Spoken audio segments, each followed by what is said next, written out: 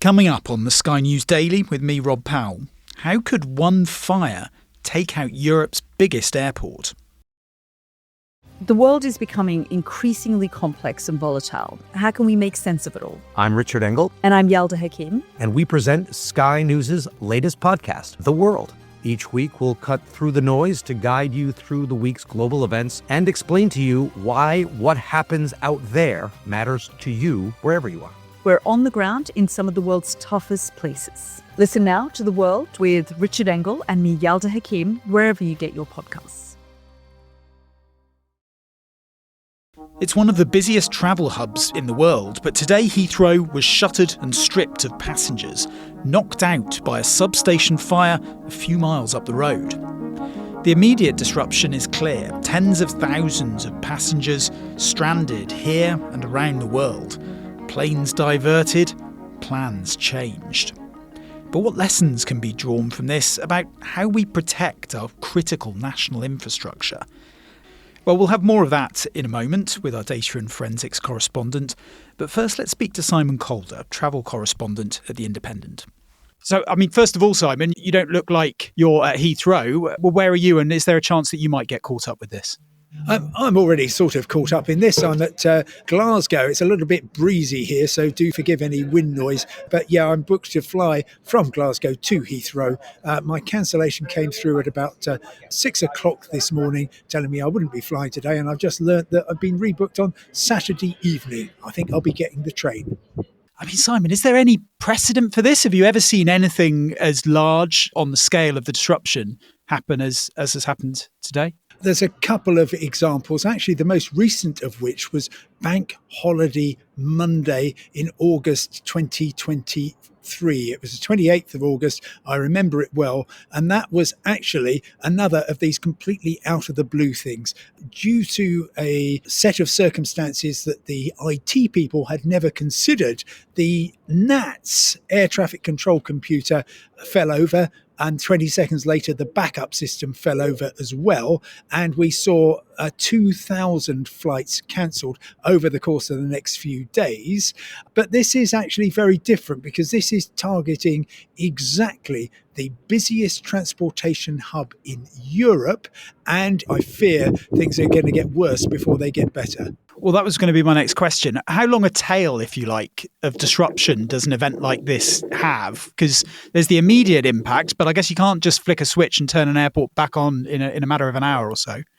That's exactly the problem. And of course, when things do come back, it's not the people who've been disrupted who are at the head of the queue. It's the people who've booked, and they're not going to give up their seats. They'll say, I'm going to go there. I've got a booking. And those of us who are booked on flights which have been cancelled are scrabbling around for a few remaining seats.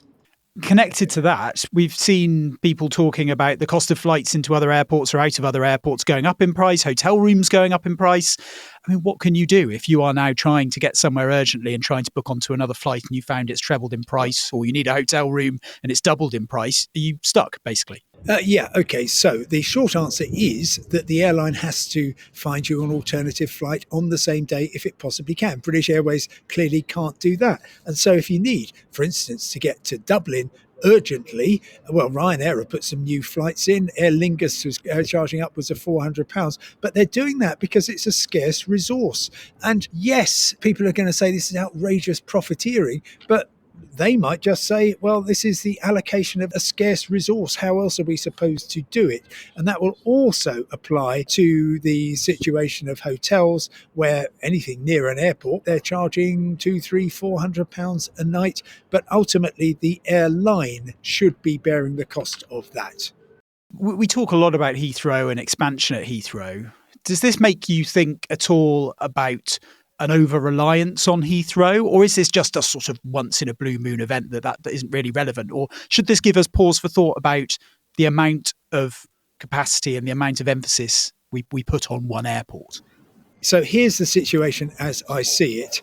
Heathrow, of course, the world's busiest two-runway airport, absolutely at full tilt all the time. It's an amazingly well-oiled machine most of the time, but when things start to go wrong, they go very wrong indeed. And in a normal multi-airport arrangement, you'd say, okay, well, the second airport is Gatwick. We got plenty of room there, plenty of capacity. We'll move the diversions to there. And actually, we might even be able to get a few flights away that were supposed to go from Heathrow. Absolutely no chance. Gatwick is the busiest single runway airport in the world, and therefore there's no space. I mean, BA got their first wave of arrivals from Cape Town, from Johannesburg, from Singapore, and from Lagos into Gatwick, but then it was basically full up. And there is no room for mounting a kind of shadow operation from there. And that's simply because we have decided as a nation we don't really want any airport expansion in southeast England, and we're just going to muddle on and make do. So how does this make us look as a country then? I mean, you travel all around airports all over the world, and you must see absolutely giant setups relatively near to each other, where if a problem like this happened, they would be able to cope more easily. I mean, does this make us look like a bit of an amateur when it comes to infrastructure and air travel? Oh, sure. Look, there's a huge amount of damage that's being done reputationally to the UK, to British Airways. Not that they're at fault, but anybody who's thinking, right, well, I'm in Barcelona, I want to get to Boston, there aren't any direct flights, so shall I go via Paris or Amsterdam or Frankfurt or London? Well, they're quite possibly not thinking, I'm going to go via Heathrow. So that's really bad news. Inbound tourism, of course, will be hit because people can't get here. And the idea will go out that actually, the British aren't serious. And that's a terrible shame because we desperately need a thriving aviation sector, and foreign passengers are a really essential part of that. So it's a dreadful mess, and that's why these questions need to be addressed very quickly about what went wrong, why was there apparently a single point of failure, and what we're going to do to stop it happening in the future, because otherwise we are a laughingstock. Right, so let's talk a little bit more about how something like this could happen and what it means for other parts of the critical national grid and infrastructure around the country. We can talk to Sky News' data and forensics correspondent Tom Cheshire. Tom, first of all, can you talk to us about what this site did and how it fits into the broader transmission grid for electricity? Yeah, I mean, so this is a substation, and before we get into that, obviously the grid is made up of lots and lots of different substations. When you get things that go wrong, you can route it around and do other things. But because Heathrow is so big, it's basically a city in itself. You know, you've got 70,000 people sort of working and going there every day. It needs a lot of electricity. So it has this dedicated substation. And when that goes down because of what looks like a very catastrophic fire, you can see the pictures. This is a really big, really fierce fire. When that goes, it apparently lost that main supply of electricity. And the backups in this case don't seem to have worked. We don't know exactly why, but it was just left without power as a result. It seems remarkable. You have got Europe's biggest airport, I think, one of the world's busiest airports that seems to be hanging off this one site. How could that happen, essentially, and what kind of protections are put in place to stop something like this happening? There were these backups. They haven't worked for whatever reason. There's a bit of speculation online about what those reasons might be, but until we have that investigation, I don't think we should really be saying about it. But the whole idea should be that if the main source goes down, the airport keeps running. That does happen most of the time. Now, this was a really, really big fire. You don't see these that often. You see components failing, and the National Grid's very used to dealing with that. But a whole substation to burn that fiercely, that does present a new challenge. Now, there's always a cost-benefit here, right? If you look at all the sorts of critical national infrastructure across the country, there's a huge amount. So if everything had a backup, a complete fail-safe, backup a different location for power, that would be, just vastly expensive. And this stuff doesn't happen that often. If you think, when snow brings the country to a halt every so often, every 5 years or so, and people say, well, why don't we have the infrastructure to deal with this? It's because it doesn't happen very often. And actually, the cost of making ourselves snowproof in that instance wouldn't add up to the disruption that happens very, very rarely. And this hasn't, as far as I can remember, happened to Heathrow before. So perhaps it was a cost-benefit thing there. They thought, actually, the chances of this happening are so low that it doesn't make sense to invest that sort of money in it. But you do end up in this situation now with one fire causing thousands and thousands of flights, the busy airport to be shut. That does seem like a single critical point of failure, and that does seem like a bit of a risk of vulnerability when it comes to critical national infrastructure. What are the broader things that are put in place across the board to protect critical national infrastructure like electricity substations, like the way that electricity passes around the country. Who's kind of got their eye on this and who is looking at the possible risks and how to mitigate them? So it's MI5 that have their eye on this. It falls to them. They have a specific body called the National Protective Security Authority, and they look at all of this and take this sort of broader view of critical national infrastructure and how you keep it safe, especially in this era of sort of hybrid warfare, grey zone warfare. We can talk a bit about that. But it is vast, and this is sort of the scale of the job. Just, there are 13 national infrastructure sectors, and there's like chemical, civil, nuclear, communications, defence, emergency, energy, finance, food, government, health, space, transport, water. Any of those could be pretty bad. If you think of space-based communications being jammed, that could be very bad for bank machines not working, for instance, because they rely on getting those sort of updates from satellites all the time. The government does plan for this. There is a national risk register, and what that does is sort of put all of these onto a big grid, and it assesses the likelihood and also the impact. So if you think of things like a civil nuclear accident, sort of a Chernobyl happening in the UK, they put that as very, very low likelihood of happening, 0.2% likelihood of happening in the next 5 years, but it would be catastrophic. Think of another thing, which, very recent memory, the pandemic.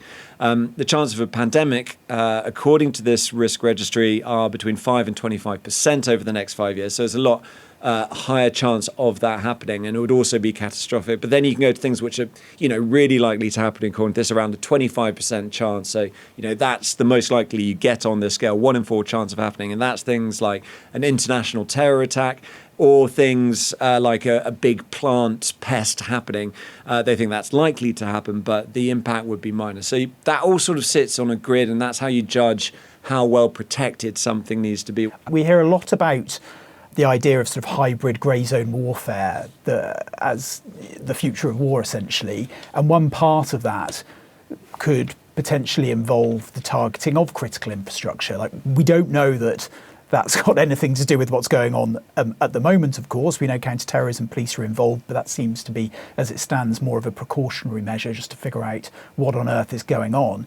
But can you talk a little bit about some of the thinking that goes on the risk of critical national infrastructure when it comes to potential bad actors, I guess? That hybrid warfare, the idea of the grey zone, the reason it's a grey zone is you can't really say for certainty, at least to begin with, whether this is a hostile act or whether this is an accident. And this is something we're seeing play out right now all across the world, especially when it comes to underseas cables. Lots of instances of this happening in the Baltic Sea, but also around Taiwan, of these underseas cables that they supply, basically connectivity, the way the internet gets to a country, these big cables that are run from one place to another, they run along the seabed. And what we've seen a lot of is these cables being disrupted after ships have gone over them. Whether that's deliberate or not is what authorities are looking at. But that would be really within that grey zone of something that does attack critical national infrastructure. So I think this is something people are increasingly looking at. When it comes to Russia, for instance, there have been lots of warnings of sabotage happening across Europe and in the UK, not at the critical national infrastructure. We haven't seen those sort of results yet, but in airports and sort of arson attacks, other things happening. We have seen that in the past, things like energy grids, and that's where cyber becomes really, really important too, because obviously it doesn't rely on people going and, setting fire to something. This is something government plans for. It's something they worry about, especially in that context of hybrid warfare. It's really adjusting how we sort of think of war, isn't it, and how we defend ourselves as well. Just finally, what are some of the lessons that you think could in the fullness of time be drawn from this? And is it a bit of a wake-up call for how resilient we are? Is this a sort of moment where people will need to potentially start thinking a little bit harder about how we protect sites like this? Yeah, I think they're going to have to think a lot harder as a result of this. If you'd said to someone that one fire could mean this entire airport is taken out, I think people would know, surely there's got to be backups. And they haven't worked in this case. I think it is a big wake-up call. The problem is, for some of this is very obvious. When it comes to a nuclear site or military sites, there's an obvious responsibility there from the government to protect those sites. When it comes to something, again, in that, that edge zone, it's a business, Heathrow. It needs its own electricity supply, but are people thinking about it in the sort of way that they should be? This is going to really affect the country. This isn't an instant where people have lost lives, but it's caused a massive amount of disruption, not just here, but around the world too. So I think there's people will be looking, they're saying, well, look, we don't know what the cause of the fire is, but the fact that a fire could cause this is sort of advertising how weak some of this infrastructure is. And if you think, okay, there's Heathrow, but there's all sorts of sites all around the UK. And I think everyone will look in there saying, okay, what happens if the power does go down here? What happens if there's something else? If this port is blocked or this rail hub is out of operation, what does it all mean? And people looking at that thinking, okay, we need to take this seriously. We need to protect ourselves and make sure that if the worst does happen, we've got backup plans and we can bounce back quickly. Well, that's everything for today. We'll be back on Monday.